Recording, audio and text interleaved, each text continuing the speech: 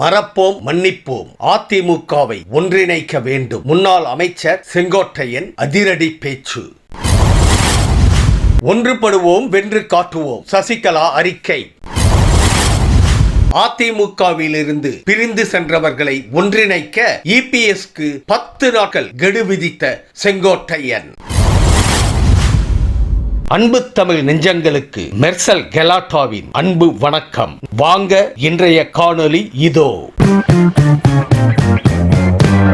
அதிமுக முன்னாள் அமைச்சர் செங்கோட்டையன் இன்று மனம் திறந்து பேசப்போவதாக அறிவித்து இருந்தார். அதன்படி காலை 10 மணி அளவில் நிருபர்களை சந்தித்து பேசினார். அதற்கு முன்பாக வீட்டில் இருந்து அலுவலகம் வரை தொண்டர்கள் மத்தியில் பிரச்சார வாகனத்தில் வந்தார். அவருக்கு தொண்டர்கள் உற்சாகமாக வரவேற்பு அளித்தனர். அவர் வந்த வாகனத்தில் அண்ணா, எம்ஜிஆர் மற்றும் ஜெயலலிதா புகைப்படங்கள் மட்டுமே இருந்தது. எடப்பாடி பழனிசாமியின் புகைப்படங்கள் இல்லை. இதனைத் தொடர்ந்து அவர் கூறியதாவது: தமிழகம் முழுக்க செல்ல வேண்டிய பேட்டி இது. 1972 ஆண்டு எம்ஜிஆர் அதிமுகவை தொடங்கினார். 1977 புரட்சி தலைவரோடு நல்லாசியோடு பொதுக்குழு நடைபெற்றது. அந்த பொதுக்குழுவில் என்னை பொருளாளராக நியமித்தார் எம்ஜிஆர். பல்வேறு முக்கிய பொறுப்புகளை எனக்கு கொடுத்து அழகு பார்த்தனர் அதிமுக தலைவர்கள். புரட்சி தலைவரின் செல்வாக்கு என்பது பேரறிஞர் அண்ணாவால் போற்றக்கூடிய தலைவராக இருந்தார்.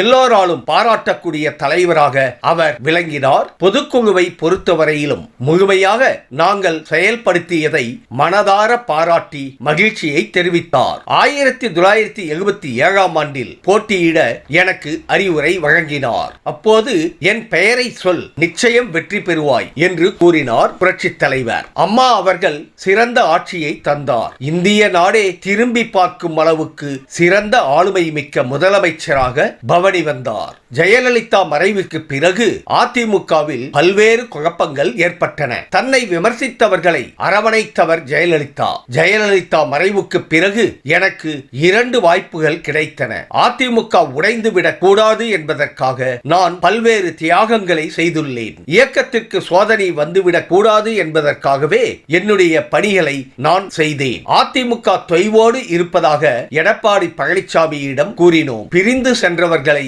கட்சியில் ஒன்றிணைக்க வேண்டும். 2017க்கு பிறகு வந்த அனைத்து தேர்தல்களிலும் தோல்வியை சந்தித்தோம். 2024 பாஜகவுடன் கூட்டணி வைத்திருந்தால் 30 தொகுதிகளில் வெற்றி பெற்றிருப்போம். எடப்பாடி பழனிசாமியை சந்தித்து கட்சியை விட்டு வெளியே சென்றவர்களை இணைக்க முயன்றோம். ஆனால் ஒற்றுமை முக்கியம் என்பதை இபிஎஸ் உணர தயாராக இல்லை.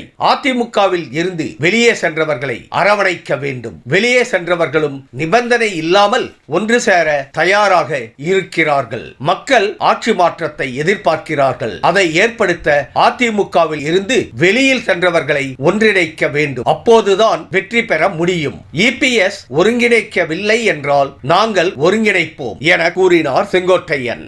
அதிமுக கட்சியில் இருந்து விலகியவர்களை எம்ஜிஆர் வீட்டிற்கே சென்று நேரடியாக அழைப்பார். இன்னும் 10 நாட்களுக்குள் அவர்களை மீண்டும் கட்சியில் இணைக்க வேண்டும். அப்படி இல்லை என்றால் ஒருங்கிணைப்பு பணிகளை நாங்களே மேற்கொள்வோம். எம்ஜிஆர் மறைவுக்கு பிறகு ஜெயலலிதாவின் ஆளுமையை ஏற்றோம். ஜெயலலிதாவின் மறைவுக்கு பிறகு சசிகலாவை அழைத்தோம். கட்சியின் தலைவராகவும் முதல்வர் வேட்பாளராகவும் எடப்பாடி பழனிசாமியை கை காட்டியதே சசிகலா தான். கட்சியிலிருந்து விலகியவர்களை மீண்டும் இணைத்தால் மட்டும்தான் அடுத்து வரும் தேர்தலில் வெற்றி பெற முடியும். இது குறித்த 6 மூத்த தலைவர்களுடன் எடப்பாடி பழனிசாமியை நேரில் சென்று சந்தித்தோம். எடப்பாடி பழனிசாமிக்காக பிரச்சாரத்தின் போது வரும் கூட்டம் வேறு, தொண்டர்களின் மனநிலை வேறு என கூறி பழனிசாமிக்கு அவர் 10 நாட்கள் கெடு விதித்துள்ளார். செங்கோட்டையன் உடம்பில் ஓடுவது அதிமுகவின் ரத்தம் என்பதை அவர் நிரூபித்துள்ளதாக சசிகலா அறிக்கை வெளியிட்டுள்ளார். மேலும் அதிமுக எந்த சக்தியாலும் அழிக்க முடியாத பேர் இயக்கம் எனவும் ஒன்றுபடுவோம், வென்று காட்டுவோம், நாளை நமதே என்றும் அதிரடி கருத்தை வெளிப்படுத்தியுள்ளார். அதோடு அதிமுகவுக்கு கஷ்டங்கள் ஏற்பட்ட காலங்களில் செங்கோட்டையன் வலிமையோடு எதிர்கொண்டதாகவும் குறிப்பிட்டுள்ளார் சசிகலா.